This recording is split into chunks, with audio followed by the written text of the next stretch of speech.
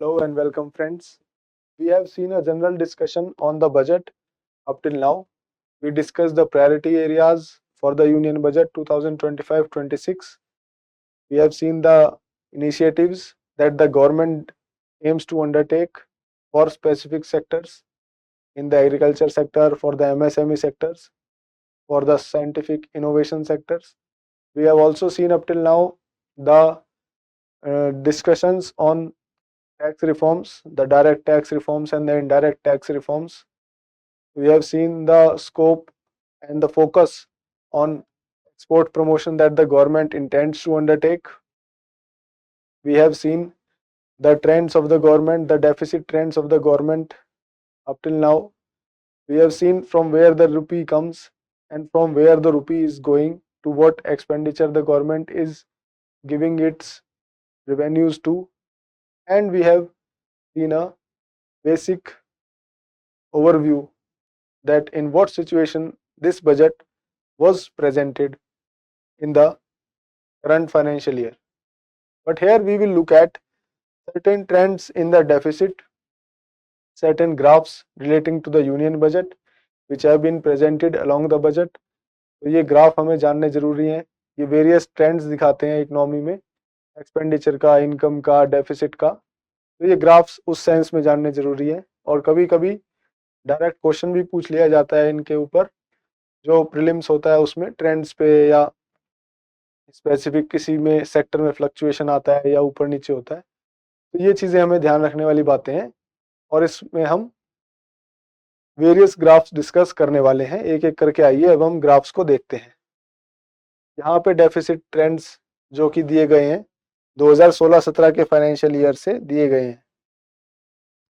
Fiscal deficit, revenue deficit, effective revenue deficit और primary deficit, इनकी definition और इनका डिफरेंस जो है वो मैं आपको हमारे जो प्रीवियस डिस्कशन है बजट में उसमें बता चुका हूँ. आप प्लीज अगर आपने उसको मिस कर दिया है तो आप एक बार गो थ्रू कर लीजिए उस डिस्कशन को. और आई होप आपको ये पॉइंट क्लियर होगा आपके बेसिक इकोनॉमी के नॉलेज से, टेक्स्ट बुक से. इन रेवेन्यू में, इन डेफिसिट्स में, इन सारे डेफिसिट्स में क्या जो है वो स्कोप ऑफ डिफरेंशिएशन होता है या किसको रेवेन्यू डेफिसिट बोलते हैं और किसको इफेक्टिव रेवेन्यू डेफिसिट बोलते हैं. तो अगर आपने नहीं देखा है तो आप पिछला वीडियो देख सकते हैं, अदरवाइज यहाँ से हम समझ सकते हैं. कि देखिए फिस्कल डेफिसिट जो है 3.5% ऑफ जीडीपी था वो 2016-17 में, जो कि 2020-21 में 9.2% हो गया, जो कि अंडरस्टैंडेबल है कि कोविड ईयर था, एक्सपेंडिचर बहुत ज़्यादा था गवर्नमेंट का और रेवेन्यूज उस प्रोपोर्शन में नहीं बढ़े उस साल में. और after COVID we are seeing a declining trend that the government has been able to manage fiscal deficit from 9.2% to 4.4% as per the budget estimates of this financial year 2025-26. तो हम लोग जो है फिस्कल डेफिसिट को control करने में after Covid वो successful रहे हैं, ये दिखा रहा है. Then we come on to the revenue deficit. तो this red one is revenue deficit जो कि 2.1% था 2016-17 में. 2020-21 फाइनेंशियल ईयर में ये 7.3% हुआ एंड जो कि बजट एस्टिमेट्स में ऑलमोस्ट 1.5% है. तो ये भी आप देख सकते हैं कि ये ग्राफ जो है डिक्लाइनिंग है, similar to the fiscal deficit वाला graph. Fiscal deficit and revenue deficit both have declined. Next we have is effective revenue deficit which was 1% in 2016-17, which is now come to 0.3% in the current financial year's budget estimate. 2025-26 के budget estimate में ये 0.3% आ चुका है effective revenue deficit. Next we have is primary deficit. 0.4% जो है primary deficit है, जो कि कोरोना के टाइम में बढ़ गया था, 5.7% तक गया था और ये फिर दोबारा डिक्रीज होके 0.8% तक आ चुका है. तो आप ये ब्लैक वाला या डार्क ब्लू लाइन में आप ये देख सकते हैं प्राइमरी डेफिसिट का जो ग्राफ है वो भी डिक्रीज हो रहा है और ग्रीन लाइन में इफेक्टिव रेवेन्यू डेफिसिट भी डिक्रीज हुआ है। तो ये एक ट्रेंड है जिसका आप नोट डाउन कर सकते हैं या फिर स्क्रीनशॉट लेके रख सकते हैं, जो कि शो करता है various deficits of the government in past 7-8 financial years. पिछले 8 फाइनेंशियल ईयर्स में क्या ग्रोथ रही है डेफिसिट की और गवर्नमेंट एक्सपेंडिचर कैसे पैन आउट हुआ है, वो हम लोग इस ग्राफ के जरिए देख सकते हैं। Next we have is sources of deficit financing. तो जो डेफिसिट होता है गवर्नमेंट का, अब जैसे डेफिसिट हो गया, एक्सपेंडिचर ज़्यादा है, रेवेन्यूज कम है, खर्चा ज़्यादा हो गया, टैक्स नॉन टैक्स रेवेन्यू आया कम, तो अब उसके लिए हमें डेफिसिट फाइनेंसिंग करनी पड़ेगी। डेफिसिट को कहीं ना कहीं से कवर अप करके फाइनेंस करना पड़ेगा, whether be it through the short term borrowings और be it through the market borrowings और be it through the securities against small saving schemes और be it through other forms of borrowings. तो इन सारे forms of borrowing से हमने जो deficit financing है वो करनी पड़ेगी। तो इस ग्राफ में आप देख सकते हैं कि जो सिक्योरिटीज अगेंस्ट स्मॉल सेविंग्स है, जो ब्लू बार ग्राफ में दिखाई जा रही है, वो 5.5 लाख करोड़ रुपीस होती थी। जो इसमें सिक्योरिटीज अगेंस्ट स्मॉल सेविंग्स दिखाई जा रही है 5.5 लाख करोड़ रुपीस हुआ करती थी 2021-22 के फाइनेंशियल ईयर में, जो कि अब 3.4 लाख करोड़ रुपीस हो चुकी है as per the latest budgetary estimates. This has declined 5.5 से 3.4, पर ये कॉन्सेक्यूटिव डिक्लाइन नहीं है जैसा आप देख सकते हैं, क्योंकि बीच में 4 हुई, फिर वो इंक्रीज हो गई 4.5, then it has been reducing. तो जो है सिक्योरिटीज अगेंस्ट स्मॉल सेविंग्स है, उसने कोई कंसिस्टेंट ट्रेंड शो नहीं किया है, ये ध्यान रखने वाली बात है। Next we have is short term borrowings like treasury bills. Treasury bills एक शॉर्ट टाइम बोरोइंग का इंस्ट्रूमेंट है, which I am sure again आप लोगों ने बेसिक बुक्स में, बेसिक कॉन्सेप्ट्स में देखा होगा।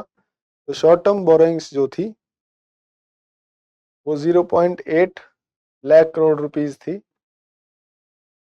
जो कि बढ़ के 1.1 लाख करोड़ रुपीस हो गई 21-22 के बाद 22-23 में बढ़ के, देन वो 0.5 लाख करोड़ रुपीस हो गई, देन वो नेगेटिव में चली गई रिवाइज एस्टिमेट्स में, जो कि 2024-25 में नेगेटिव में चली गई, 2025-26 में कोई इसका रिप्रेजेंटेशन नहीं है, तो बोरोइंग जीरो है as far as the short term borrowings from in form of treasury bills are concern. तो शॉर्ट टर्म बोरोइंग्स जो हैं वो एकदम जीरो दिखाई गई हैं बजट एस्टिमेट्स में। अब कितनों की जरूरत पड़ती है, कितनी बोरोइंग्स होती हैं, वो हमें बजट एस्टिमेट के अलावा जब रिवाइज एस्टिमेट आएंगे फाइनेंशियल ईयर पूरा होने के बाद, उसके थ्रू पता चलेगी। पर एज ऑफ बजट एस्टिमेट्स आप देख सकते हैं कि कोई भी शॉर्ट टर्म बोरोइंग्स का जो है वो रिप्रेजेंटेशन नहीं दिया गया है, तो ये बार ग्राफ येलो वाले बार ग्राफ की जगह जो है खाली है। Next we have the market borrowings in form of government securities. तो मार्केट बोरोइंग्स जो हैं वो आप देख सकते हैं 2021-22 के बाद से एक इंक्रीजिंग ट्रेंड पे हैं। ये जो ग्रीन लाइन ग्राफ देख रहे हैं आप, ये लगभग 12 लाख, ऑलमोस्ट 11.5 लाख करोड़ रुपीस की मार्केट बोरोइंग्स है गवर्नमेंट सिक्योरिटीज की फॉर्म में, जो डेफिसिट फाइनेंसिंग के लिए यूज की जा रही है। तो ये शो करता है कि जो डेफिसिट फाइनेंसिंग है वो 11 लाख करोड़ की तो मार्केट बोरोइंग से ही हो रही है इन फॉर्म ऑफ गवर्नमेंट सिक्योरिटीज। ये फिगर ऑलमोस्ट 11 और 12 के बीच में दिखाई दे रहा है हमें, तो ये 11.5 लैक्स के आसपास है, मतलब between 12 and 11 lakh crore rupees is the market borrowings. Then from other borrowings 2.2% है, जो कि बीच में एक बार रिड्यूस भी हुई थी, उसका भी कोई फिक्स्ड पैटर्न नहीं है, which has again increase to 0.7%। तो इसका कोई फिक्स्ड पैटर्न नहीं है, तो ये आप देख सकते हैं कि ये एक बार 1.1 हुई, फिर 0.7 हो गई। तो अदर बोरोइंग्स का as per demand needs of the deficit financing other borrowings use की जाती हैं। और यहाँ से इस ग्राफ से एक डेटा हमें सिक्योरिटीज अगेंस्ट स्मॉल सेविंग्स का ध्यान रखना चाहिए कि वो एक बार डिप हुआ था, फिर दोबारा इंक्रीज होके फिर डिक्लाइनिंग ट्रेंड पे। शॉर्ट टर्म बोरिंग्स की ध्यान रखनी चाहिए। ये जो ट्रेजरी बिल्स था, अब बजट एस्टिमेट में नहीं है, लेकिन पहले फाइनेंशियल ईयर 2021-22 में 0.8 लाख करोड़ रुपीस था। फिर रिवाइज एस्टिमेट्स में वो नेगेटिव 1.2 लाख करोड़ रुपीस हो गया था। इसका मतलब बोरिंग्स की जगह सरकार ने मार्केट में पैसा दिया होगा। Then market borrowings government securities से होने वाली, ये याद रखने वाली चीज है कि ये जो है ग्राफ, जो ग्रीन लाइन वाला ग्राफ है, वो ऑलमोस्ट 11.5 लाख करोड़ 11-12 के बीच में वो गवर्नमेंट सिक्योरिटीज से बोरिंग की जा रही है। Next we have is trend in the tax receipts. जो गवर्नमेंट का टैक्स रिसीट है उसमें इनडायरेक्ट टैक्स कितना है और डायरेक्ट टैक्स कितना है और ग्रॉस टैक्स रिसीट कितना है। आप ये येलो वाला बार ग्राफ देख सकते हैं, ये डायरेक्ट टैक्स का है और उसके ऊपर ग्रीन वाला इनडायरेक्ट टैक्स का है। देन टोटल मिला के ग्रॉस टैक्स रिसीट बनता है कि वो कितना परसेंटेज ऑफ जीडीपी है। जैसे 12% ऑफ जीडीपी बजट एस्टिमेट है 2025-26 का, और 11.1% जो है वो 2016-17 में था। ऑल्दो 2019-20 और 21-22 में ये कम हुआ, लेकिन फिर उसके बाद it has been on a increasing trend. ये आप देख सकते हैं वेरी क्लियरली। 2020-21 के बाद से 10.2, 11.5, 11.3, 11.7, 11.9 एंड 12, तो ये इंक्रीजिंग ट्रेंड पे है। पर ये भी यहाँ पर माइनर डिक्रीज था इस वाली चीज को। तो आप ये ध्यान रख सकते हैं कि अगर कोई पूछे कि after 2021 it has been on a consecutively rising trend, तो कि ऐसा नहीं है, क्योंकि 2022-23 के फाइनेंशियल ईयर में there was a slight dip. तो ये डिप जो है वो नोट करने वाली बात है, क्योंकि इसने स्ट्रेट अपवर्ड्स ग्राफ नहीं दिया, हल्का सा डिप हुआ है। और जैसा कि हम देख सकते हैं, हम प्री कोविड टाइम्स जो थे अराउंड 11.1 11.2%, उससे काफी आगे हम 11.9 और 12% की तरफ आ चुके हैं। देख सकते हैं कि हमारी इकोनॉमिक रिकवरी जो है वो बढ़िया तरीके से हो चुकी है। इकोनॉमिक रिकवरी की बात इकोनॉमिक सर्वे ने भी की थी। और यहाँ भी आप टैक्स देख सकते हैं, tax as percentage of GDP जो है लगभग 12%, 11.9-12% हम लोग वापस अचीव कर चुके हैं आफ्टर द पैंडेमिक। तो ये चीज है। अब यहाँ से एक चीज और ध्यान देने वाली है कि ये जो डायरेक्ट टैक्स है वो 5.5% होता था, फिर 5.9% हुआ, और ये डिक्रीज हो गया था कोविड के ईयर में 2020-21 में। ये आप देख सकते हैं, इसका कंट्रीब्यूशन 4.8% था, लेकिन अगेन अब ये 7.1% कंट्रीब्यूशन पे आ चुका है। तो इसमें हुआ है consecutive increase,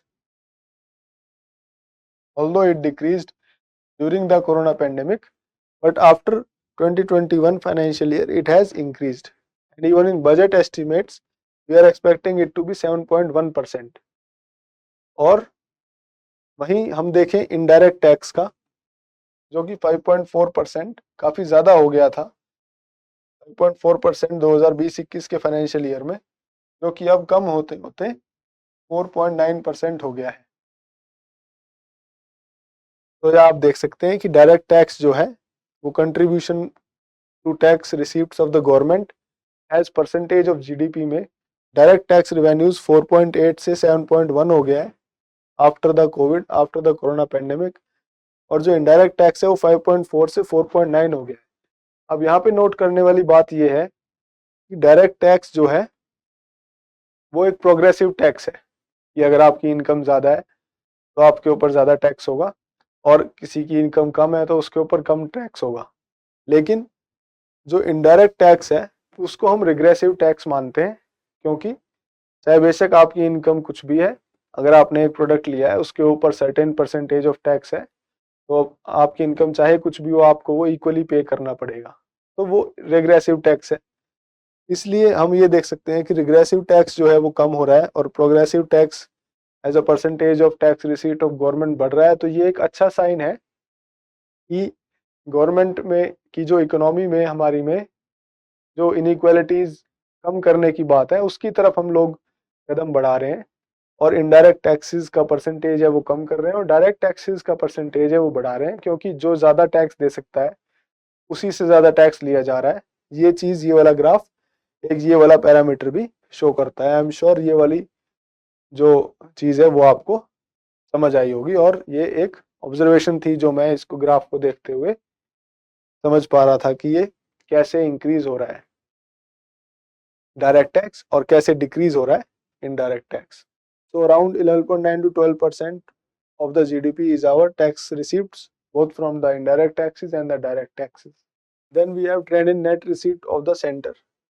Center's net tax revenue, वो की ब्लू वाले बार ग्राफ में आप देख सकते हैं कि वो consecutively राइजिंग वाले पोर्शन में है सिंस 2016-17।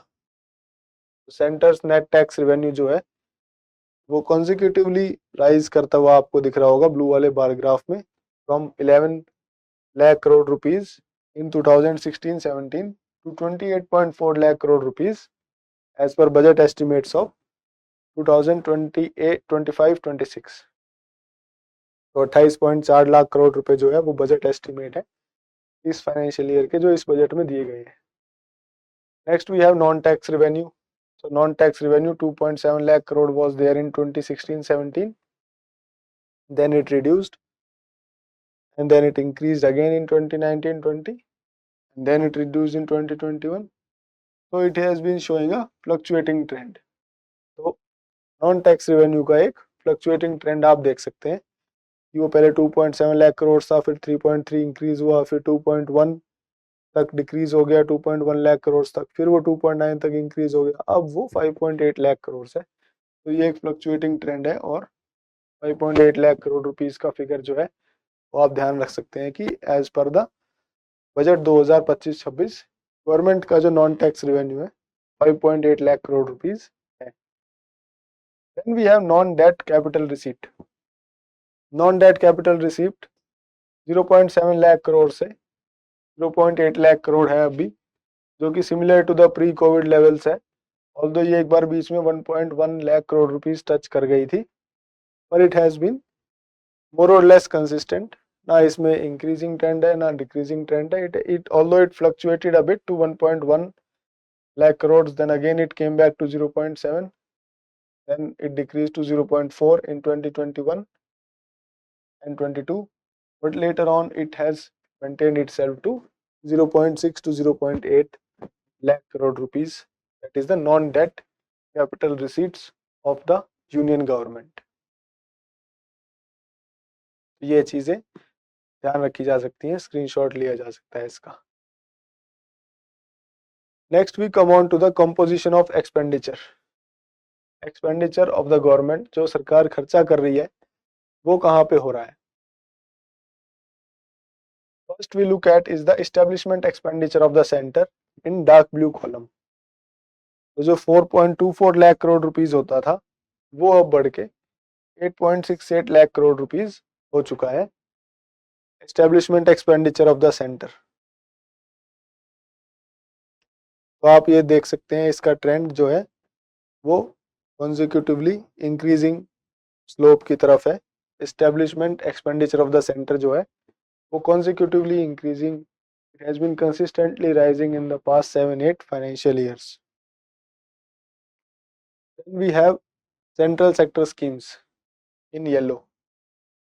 तो येलो वाला जो ग्राफ है ये सेंट्रल सेक्टर स्कीम्स का है। 5.89 लाख करोड़ 2016-17 में था, जो कि अभी 16.22 लाख करोड़ रुपीस खर्च किए जा रहे हैं सेंट्रल सेक्टर स्कीम के ऊपर। ऑल्दो ये रिड्यूस हुआ था 2020-21 के बाद 21-22 में,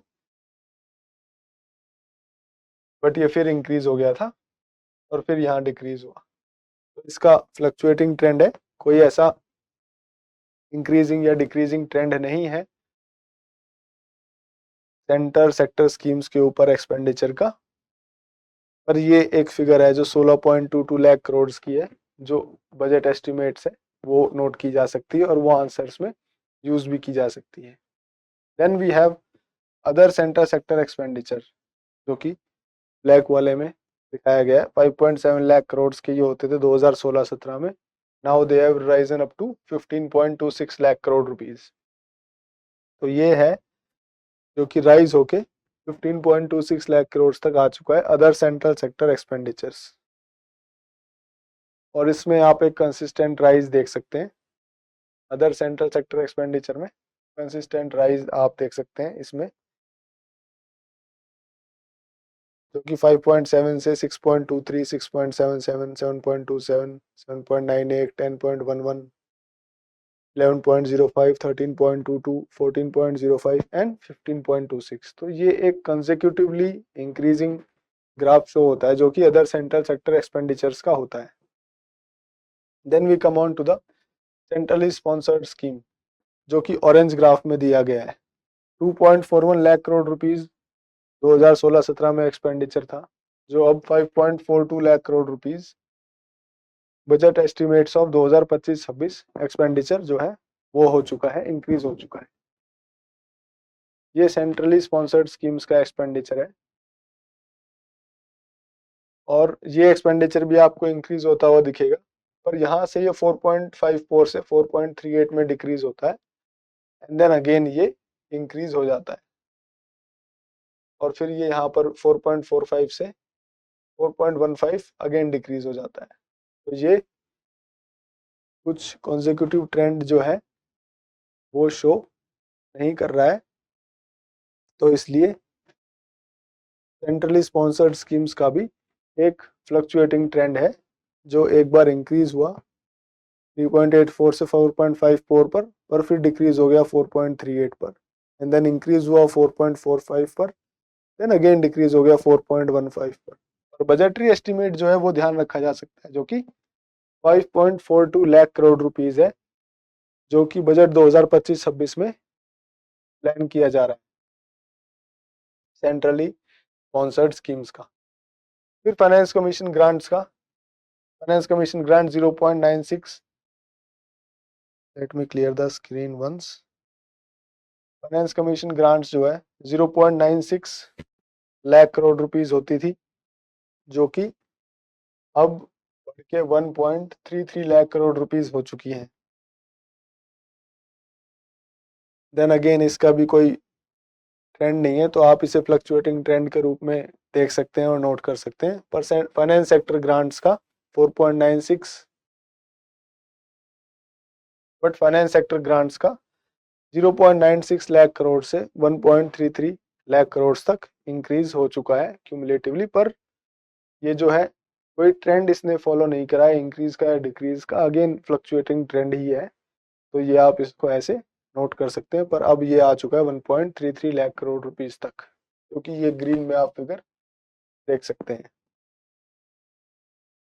next there are other grants and loans जो कि 0.55 लाख करोड़, 0.81 लाख करोड़ जो कि लेस होते थे, लेकिन अब 3.75 लाख करोड़ तक बढ़ चुके हैं अदर ग्रांट्स या लोन्स। तो ये भी एक एक्सपेंडिचर है सेंट्रल गवर्नमेंट का, जहाँ पर हम आपको इंक्रीज नोट कर सकते हैं पिछले 4-5 फाइनेंशियल ईयर्स में। ऑल्दो यहाँ पर ये इंक्रीज नहीं हुआ, 1.99 से 1.92 डिक्रीज हो गया था, और इसके बाद से 2020-21 के बाद से अदर ग्रांट्स या लोन्स वो है इंक्रीज हो रहे हैं 1.92, 2.18, 3.18, 3.36, 3.75 एंड 3.75। तो ये वाली जो चीज़ है 2020-21 के बाद से इंक्रीज कर रही है, पर बाय एंड लार्ज इसका वेरी कम कंट्रीब्यूशन रहता है गवर्नमेंट एक्सपेंडिचर में, जो कि आप देख ही सकते हैं स्काई ब्लू वाला बार ग्राफ जो है।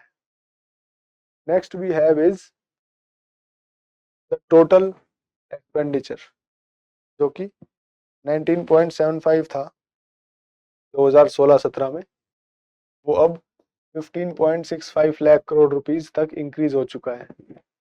ये आप एक इंक्रीज देख सकते हैं गवर्नमेंट एक्सपेंडिचर में, और ये government expenditure has consistently increased.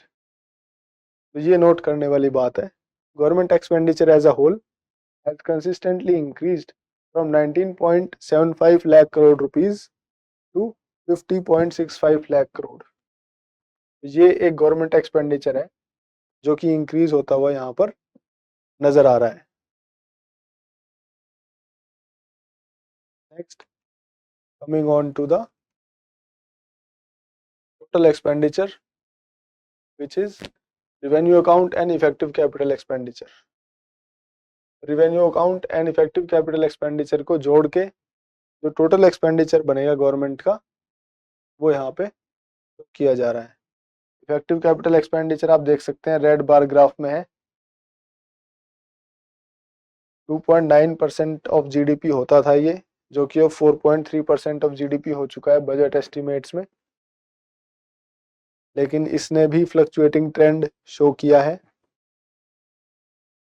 पर ये 2.9 से 4.3% ऑफ जीडीपी हो चुका है effective capital expenditure. And revenue expenditure जो है, रेवेन्यू एक्सपेंडिचर 9.9% से 9.8% पर ही है, ऑल्दो ये 2020-21 में 14.5%, 2021-22 में 12.5% बढ़ गया था कोविड ईयर्स के दौरान, लेकिन ये फिर दोबारा 9.8% ही पहुंच चुका है, जो कि इसका प्री कोविड लेवल्स था रेवेन्यू एक्सपेंडिचर का। ये आप देख सकते हैं 9.8 2016-17 में था, और बजट एस्टिमेट्स 2025-26 में भी 9.8 है। तो ये ऑलमोस्ट सिमिलर फिगर्स 9.9 9.8 आपको देखने को मिल रही है। और ये टोटल एक्सपेंडिचर है 12%, 1.8% एज परसेंटेज ऑफ जीडीपी 2016-17 में होता था, जो कि अब 14.2% as percentage of GDP, 14.2% of GDP जो है टोटल एक्सपेंडिचर वो इंक्रीज हो चुका है। ऑल्दो बीच में ज़्यादा हो गया था ये, और now it has been reducing as a percentage of GDP total expenditure जो है।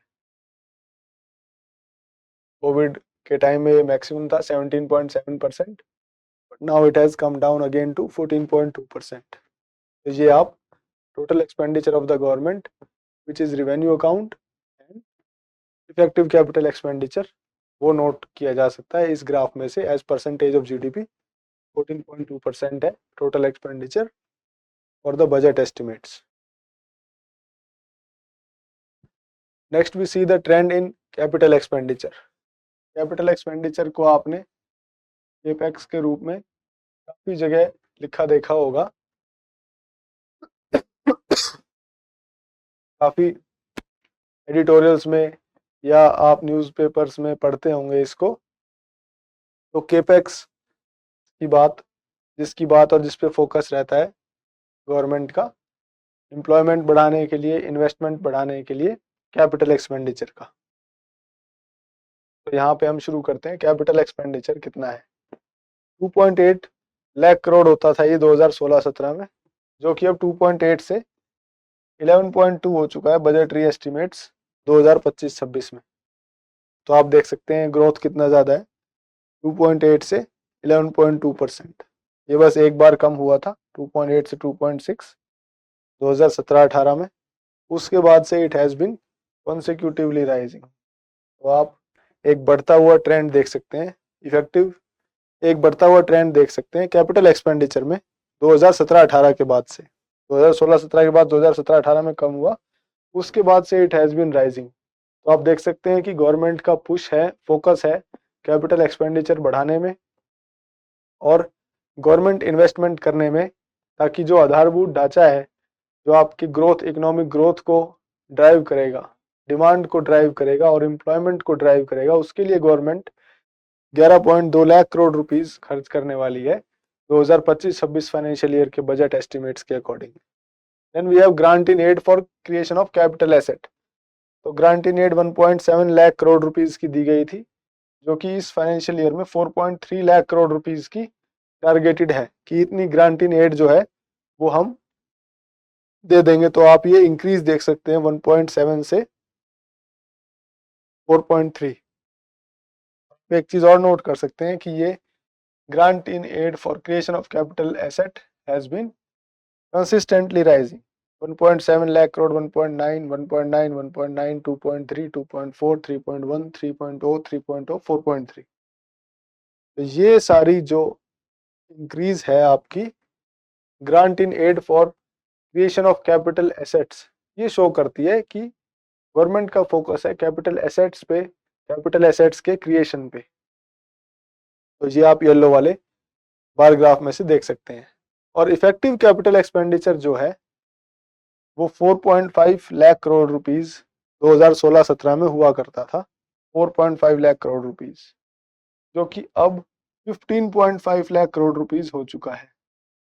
तो ये वाली फिगर जो है वो ध्यान रखने वाली फिगर है और डायरेक्टली यूज की जा सकती है मेंस आंसर्स के अंदर कि 15.5 लाख करोड़ रुपीस का जो है इफेक्टिव कैपिटल एक्सपेंडिचर जो है वो किया जाएगा गवर्नमेंट के द्वारा फाइनेंशियल ईयर 2025-26 में। तो ये 4.5 से इंक्रीज होता हुआ 15.5 पे आ गया है और ये भी कंसिस्टेंटली राइज पर है। आप देख सकते हैं 4.5, 4.5, 5.0 एंड कंसिस्टेंट राइज पर है इफेक्टिव कैपिटल एक्सपेंडिचर। तो ये एक नोट करने वाली बात है कि ये 4.5 लाख करोड़ रुपीज से आज 15.5 लाख करोड़ रुपीज हो गया है ओवर जस्ट पास्ट 8-9 ईयर्स। तो ये आप देख सकते हैं, नोट कर सकते हैं, आंसर्स में यूज कर सकते हैं। तो ये ट्रेंड है कैपिटल एक्सपेंडिचर के। यहाँ पे ये वही graph as a percentage of GDP में दिखाया गया है। पिछले स्क्रीन पे ये हमने ग्राफ 15.5 लाख करोड़ और ये सारे फिगर्स लाख करोड़ में है, वहीं पर ये सारे फिगर्स जो हैं वो परसेंटेज ऑफ जीडीपी में है। तो आप देख सकते हैं as a percentage of GDP जो है इफेक्टिव कैपिटल एक्सपेंडिचर जो है 2.9% होता था, जो कि बीच में रिड्यूस हुआ और अब फिर दोबारा 4.3% हो चुका है इफेक्टिव कैपिटल एक्सपेंडिचर, जो भी capital expenditure plus grant in aid for creation of capital asset का सम होता है। ये आई एम श्योर आप लोगों को पता भी होगी ये बात। कैपिटल एक्सपेंडिचर 1.8% होता था 2016-17 में और इफेक्टिव और grant in aid for creation of capital asset 1.1% था। तो इफेक्टिव कैपिटल एक्सपेंडिचर 2.9% आता था। वो अब जो कि कैपिटल एक्सपेंडिचर जो है वो 3.1% हो चुका है जीडीपी का। Grant in aid for creation of capital assets जो है वो 1.2% हो चुका है और उसका टोटल जो है 4.3% हो चुका है। Effective capital expenditure 4.3% of the GDP of India. तो ये आप नोट कर सकते हैं, ये आप ग्राफ देख सकते हैं, इसका फ्लक्चुएटिंग ट्रेंड है कैपिटल एक्सपेंडिचर का। ये इंक्रीज होता है यहाँ पर ये कम हुआ है 1.8 से 1.5, 1.6 और फिर ये इंक्रीज होता है और फिर ये 3.2 से 3.1 डिक्रीज होता है। तो ये आप इसका एक fluctuating trend as percentage of GDP, यहाँ पे आप ध्यान रखिए इस बात का कि परसेंटेज ऑफ जीडीपी में बात हो रही है। तो एज परसेंटेज ऑफ जीडीपी एक फ्लक्चुएटिंग ट्रेंड आता है एंड सिमिलरली इसका भी यहाँ पर ये कम होता है एंड ये 1.1 के आसपास, 0.9 के आसपास जो है वो बना रहता है। तो ये भी grant in aid for creation of capital asset भी एक फ्लक्चुएटिंग ट्रेंड दिखाता है एज परसेंटेज ऑफ जीडीपी के टर्म्स में अगर हम बात करें तो। एंड इफेक्टिव कैपिटल एक्सपेंडिचर भी एक फ्लक्चुएटिंग ट्रेंड दिखाता है जो कि 2.9 से 2.6 हो जाता है 2019-20 में, फिर वो इंक्रीज होते होते 4.2 तक आता है 2023-24 में और वो फिर दोबारा डिक्रीज हो जाता है एज पर रिवाइज एस्टिमेट्स ऑफ 2024-25। तो एज परसेंटेज ऑफ जीडीपी जो है वो इन तीनों ही चीजों का एक फ्लक्चुएटिंग ट्रेंड है, capital expenditure, grant in aid for creation of capital assets and effective capital expenditure. इन तीनों ही चीजों का as a percentage of GDP में फ्लक्चुएटिंग ट्रेंड है, जो कि आप ध्यान रख सकते हैं। Next we have is total transfers to state and UTs. तो टोटल ट्रांसफर जो यूनियन गवर्नमेंट ट्रांसफर दे रही है स्टेट्स एंड यूटीज को, वो उसका जो ट्रेंड है वो इस ग्राफ में दिखाया गया है। जैसा कि हम देख सकते हैं 2016-17 में 9.86 लाख करोड़ रुपीस ये होता था, लेकिन बजटरी एस्टिमेट्स ऑफ 2025-26 में ये 25.6 लाख करोड़ रुपीस तक इंक्रीज हो चुका है। तो आप देख सकते हैं कि पिछले कुछ सालों में ये इंक्रीज ही हो रहा है total transfers to state 13.2 lakh crore के बाद से ये इंक्रीजिंग पाथ पर ही है। ऑल्दो यहाँ पर 2018-19 के बाद 19-20 में थोड़ा सा कम आप देख सकते हैं इसको, बट देन आफ्टर 2019-20 2019-2020 के बाद से ये इंक्रीजिंग ट्रेंड पर है। Total transfers to state and union territories में सारे स्टेट और सारे यूनियन टेरिटरीज को जो सेंट्रल गवर्नमेंट ने, जो यूनियन गवर्नमेंट ने ग्रांट दिया है उसकी बात की गई है, जो कि 2025-26 में 25.6 लाख करोड़ रुपए हो जाता है, और जो कि ऑलमोस्ट 8-9 साल पहले 9.86 लाख करोड़ रुपीस था। इसका एक ट्रेंड ध्यान किया जा सकता है कि 18-19 से 19-20 में डिक्रीज हुआ, लेकिन बस उसके बाद इंक्रीज ही है, इंक्रीज है। 2019-20 के बाद से इंक्रीज ही हो रहा है ये total transfers to state and UTs. तो ये हमें दिखाता है कि सेंट्रल गवर्नमेंट जो है वो सपोर्ट कर रही है स्टेट्स को इन ग्रांट्स के थ्रू, जो कि इकोनॉमी में इन्वेस्ट करने के लिए, कंजम्पशन को बूस्ट करने के लिए, और ये इंश्योर करने के लिए कि जो स्टेट्स की स्पेसिफिक रिक्वायरमेंट्स हैं, जैसे किसी स्टेट की रिक्वायरमेंट हो सकती है कि उसे टैक्स कंसेशंस देने हैं, किसी स्टेट की रिक्वायरमेंट हो सकती है कि उसे इंफ्रास्ट्रक्चर बिल्ड करना है, रोड्स का और हाईवेज का, मेट्रो का। किसी और स्टेट की रिक्वायरमेंट हो सकती है कि उसे सोशल सेक्टर स्कीम्स पे फोकस करना है, हेल्थ के स्कीम्स हो गए, स्किलिंग के स्कीम्स हो गए, जो भी चीजें हैं।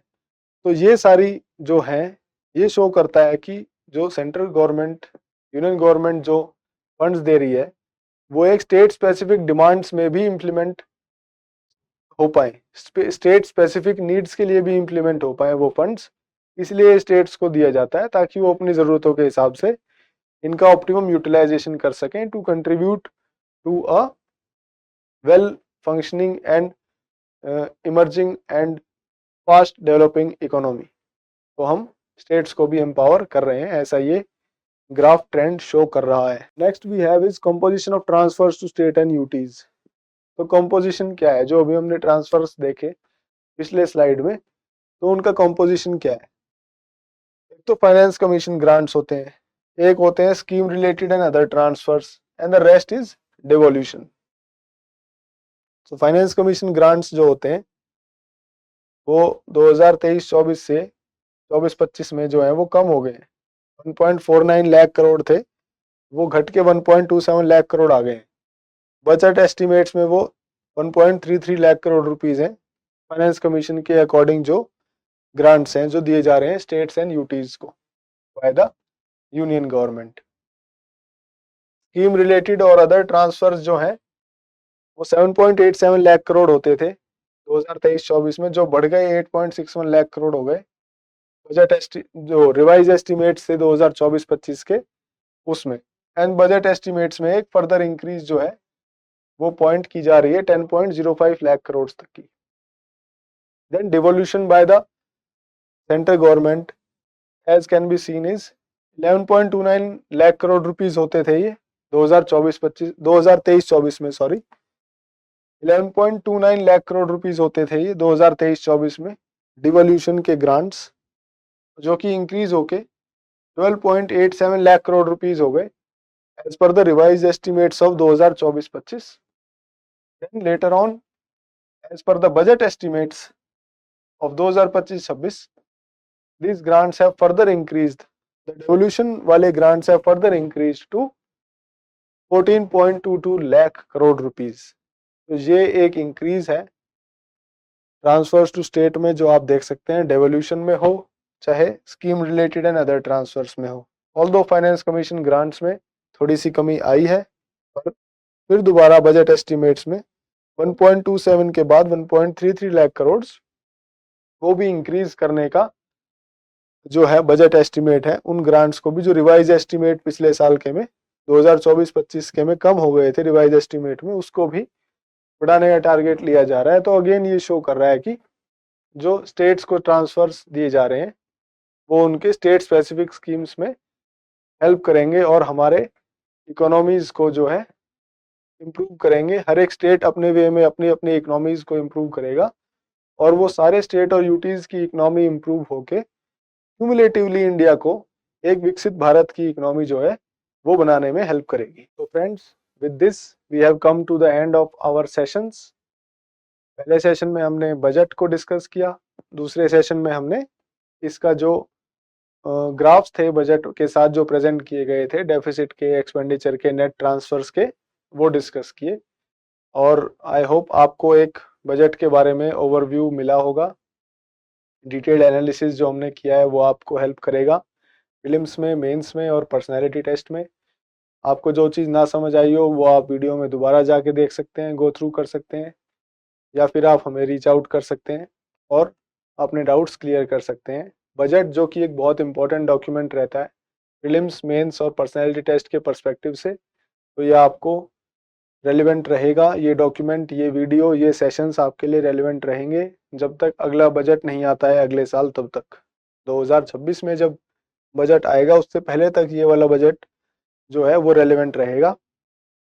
और ये वाला इकोनॉमिक सर्वे जो आया है, जो हमने पिछले सेशंस में ऑलरेडी डिस्कस कर लिया है, वो रहेगा रेलिवेंट। अगर आपने नहीं देखा है तो आप देख सकते हैं, एक बार इकोनॉमिक सर्वे वाला भी सेशन देख सकते हैं और बजट को भी आप रिवाइज करने के लिए पूरा देख सकते हैं। एंड आई होप आपको इससे वैल्यूएबल, अपने प्रिपरेशन के लिए वैल्यूएबल चीज़ें लगी होंगी, वो आप लोग नोट करेंगे और उसका आप लोग बेस्ट यूटिलाइजेशन करेंगे। और thank you so much for coming to the sessions.